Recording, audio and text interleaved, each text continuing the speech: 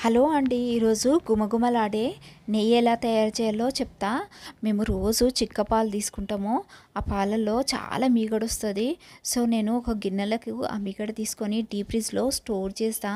3 డేస్కి ఒకసారి దాంట్లో కొంచెము మజ్జిగ యాడ్ చేస్తుంటా. నాకు ఎప్పుడైతే నెయ్యి చేయాలనుకుంటానో నేను నైటే ఫ్రిడ్జ్లోంచి తీసి బయట పెట్టి ఒక చిన్న గ్లాస్ అంత మజ్జిగ యాడ్ చేసి లిడ్ పెట్టేసి బయట పెడతా. మార్నింగ్ లేసేసరికి ఇది మొత్తం సాఫ్ట్గా అయిపోతుంది. ఇప్పుడు ఇది మొత్తం సాఫ్ట్గా అయిపోతుంది. ఇప్పుడు దీన్ని నేను హ్యాండ్స్ తోటే మ్యాచ్ చేసేస్తున్నాను మొత్తము. చాలామంది కవ్వంతో గిలగొడుతుంటారు, మిక్సీలో గ్రైండ్ చేసేస్తుంటారు. కానీ దీంట్లో మజ్జిగ వేయడం వల్ల ఇది చాలా సాఫ్ట్గా అయిపోతుంది. ఇప్పుడు దీంట్లో చల్లటి నీళ్ళు పోస్తున్నాను నేను. ఈ చల్లటి నీళ్ళు పోయడం వల్ల వెన్న మొత్తము వాటర్లోంచి పైకి వచ్చేస్తుంది, తీయడానికి అప్పుడు ఈజీగా అయిపోతుంది. ఇప్పుడు దీంట్లోంచి వాటర్ నేను ఒక గిన్నెలకు ఎత్తేసేస్తున్నా. ఇట్లా 3 టైమ్స్ ఈ వెన్నను మంచిగా నీట్గా కడిగేసుకున్న తర్వాత నేను స్టవ్ పైన కడాయి పెట్టేసుకొని, కడాయి వేడైన తర్వాత ఆ వెన్న మొత్తము కడాయిలో యాడ్ చేస్తున్నా. మనం ఎప్పుడు నెయ్యి చేసినా కానీ ఎప్పుడైనా లో ఫ్లేమ్లో పెట్టి చేసుకోవాలి. ఇప్పుడు వెన్న మొత్తం దీంట్లో వేసేస్తున్నాను నేను. లో ఫ్లేమ్లో పెట్టుకొని చేయాలి. 5 మినిట్స్కి ఒకసారి కలుపుతూనే ఉండాలి. ఒకసారి నేను అర్జెంట్ కాల్ వస్తే అటెండ్ చేయడానికి వచ్చేసరికి మొత్తం మాడిపోయింది. మిగడ వేస్ట్ అయిపోయింది, టైం వేస్ట్ అయిపోయింది, గ్యాస్ వేస్ట్ అయిపోయింది. నాకు చాలా బాధ అనిపించింది. అందుకే ఒకసారి 5 మినిట్స్కి ఒకసారి కలుపుతూనే ఉండాలి. ఇప్పుడు నెయ్యి మొత్తం పైకి వస్తుంది చూడండి. ఇప్పుడు సైడ్ ఒకసారి మిక్స్ చేస్తూనే ఉండాలి. ఇట్లా చేయడం వల్ల ఏంటంటే కడాయి అనేది మాడిపోదు, మనకి ఇవి తోమడానికి కూడా చాలా ఈజీగా అయిపోతుంది.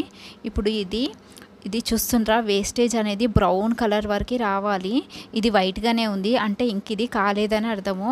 ఎప్పుడైతే ఈ వేస్టేజ్ బ్రౌన్ కలర్ వస్తుందో అప్పుడు ఇది నెయ్యి అయిందని అర్థం మనకి. ఇప్పుడు చూడండి, ఈ నెయ్యి మొత్తం పొంగుతుంది చూడండి. ఇప్పుడు బ్రౌన్ అయిపోయింది ఇది. ఎప్పుడైతే నెయ్యి పొంగుతుంటుందో అప్పుడు స్టవ్ ఆఫ్ చేసేసుకోవాలి మనము. ఇప్పుడు నెయ్యి రెడీ అయిపోయింది. దీంట్లో ఇప్పుడు నేను కొంచెము ఒక తమలపాకులో సాల్ట్ వేసేసుకొని ఈ నెయ్యిలో వేసేస్తున్నాను నేను. వేసేసి లిడ్డు వెంటనే పెట్టేస్తున్నా. తమలపాకు పచ్చిగా ఉండకూడదు. ఇప్పుడు నెక్స్ట్ డే దీన్ని ఓపెన్ చేస్తున్నా.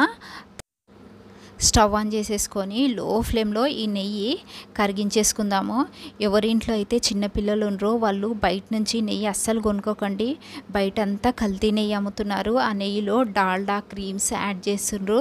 దీనివల్ల చిన్నపిల్లల హెల్త్ పాడవుతుంది. అందుకే ఇంట్లోనే తయారు చేసుకోండి వీలైనంత వరకు. ఇప్పుడు ఇది మొత్తం మెల్ట్ అయిపోయింది చూడండి.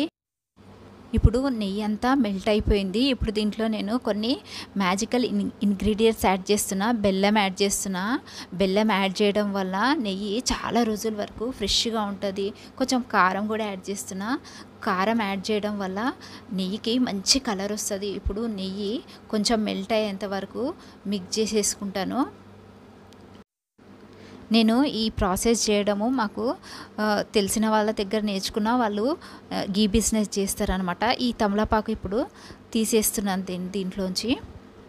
ఇప్పుడు ఇది కొంచెం వేడిగా ఉన్నప్పుడే ఒక గిన్నెలోకి చెన్ని పెట్టేసి మొత్తం దాంట్లో ఇప్పుడు ఈ గిన్నెలోకి ట్రాన్స్ఫర్ చేస్తున్నా.